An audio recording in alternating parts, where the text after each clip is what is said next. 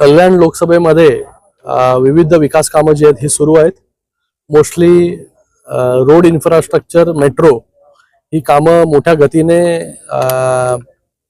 काही वर्ष जे आहेत हे या कल्याण लोकसभेमध्ये होत असताना आपण पाहिली. हजारो कोटीची कामं कल्याण लोकसभेमध्ये होत आहेत. आणि आत्ताच ऑथॉरिटी MMRD ऑथॉरिटीची मीटिंग माननीय उपमुख्यमंत्री एकनाथजी शिंदे साहेबांच्या नेतृत्वाखाली झाली आणि त्याच्यामध्ये या कल्याण लोकसभेमध्ये 5,500 कोटीची कामं जी आहेत ही त्याला मंजुरी मिळाली. आज आपण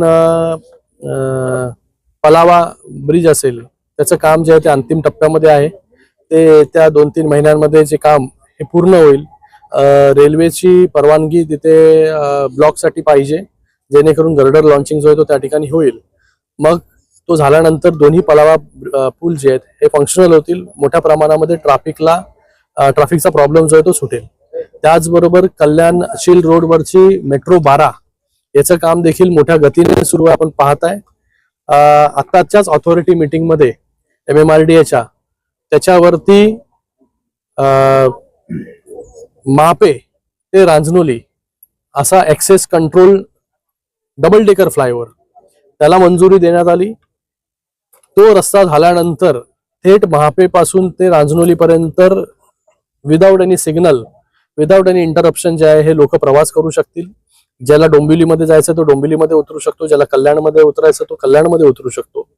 जसं नागपूरमध्ये डबल डेकर फ्लायओव्हर आहे तसा डबल डेकर फ्लायओव्हर जे आहे त्याची देखील मंजुरी या ऑथॉरिटी मीटिंग मध्ये झाली. त्याच्यासाठी मला वाटतं 2,800 कोटी रुपये माननीय उपमुख्यमंत्री महोदयांनी मंजूर केले. त्यानंतर तिसरा पथरी पूल त्याचा देखील कामाची पाहणी झाली. तो देखील लवकर पुढच्या 2-3 महिन्यांमध्ये त्याचं काम संपेल. आता आपण सेगमेंट 3 कल्याण रिंग रोडच्या तिथे आहोत आणि याची देखील पाहणी झाली. याचं काम चालू आहे. लँड ॲक्विजिशन मध्ये काही प्रमाणामध्ये जे आहे लँड ॲक्विजिशन झालेलं आहे, काही प्रमाणामध्ये लँड ॲक्विजिशन झालेलं नाहीये. येणाऱ्या 5-6 दिवसामध्ये MMRDA बरोबर मीटिंग होईल KDMCची. त्याच्यामध्ये लँड ॲक्विजिशनचे जे प्रॉब्लेम्स काय प्रॉब्लेम्स आहेत त्याच्यावरती चर्चा होईल आणि ते लँड ॲक्विजिशनचे प्रॉब्लेम्स देखील संपतील. तर तो सेगमेंट 3 जो दुर्गाडी पासून ते मोढागाव पर्यंत आहे.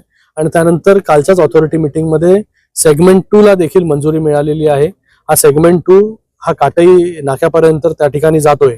तर सेगमेंट 2 चं जेव्हा काम पूर्ण होईल काटई पासून ते टिटवाळ्यापर्यंत विना अडथळा जो आहे लोकांना प्रवास जो आहे हा करू शकतील. आज तासनतास लोकांना लागतात, काही मिनिटांमध्ये हा प्रवास पूर्ण होईल. त्याचबरोबर काटई ऐरोली हा जो फ्रीवे आहे जो आज मुंब्र्यापर्यंत झालेला आहे वाय जंक्शन पर्यंत, त्याला देखील 900 कोटी रुपये या ऑथॉरिटी मीटिंग मध्ये मंजूर झालेले आहेत. लँड ॲक्विजिशन सकट, लँड ॲक्विजिशनला जे पैसे लागणार आहेत ते. तर तो काटई ऐरोली हा जेव्हा मार्ग पूर्ण होईल तेव्हा ऐरोली पासून ते काटईपर्यंत 15-20 मिनिटांमध्ये जे आहे लोक पोहोचू शकतील. त्याचबरोबर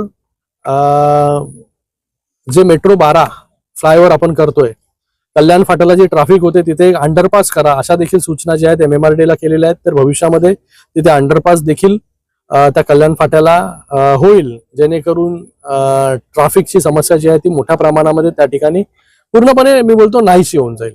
तर अशा प्रकारचं डेव्हलपमेंट जे आहे त्या ठिकाणी सुरू आहे.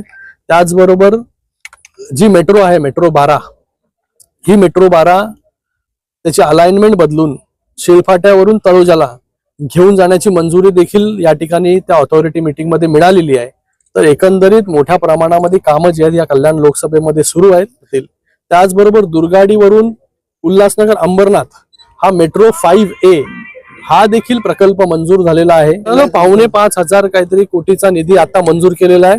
हा भविष्यामध्ये जो आहे हा वाढणार आहे, कारण की आता जी आहे प्राथमिक तरतूद फक्त त्या ठिकाणी केलेली आहे.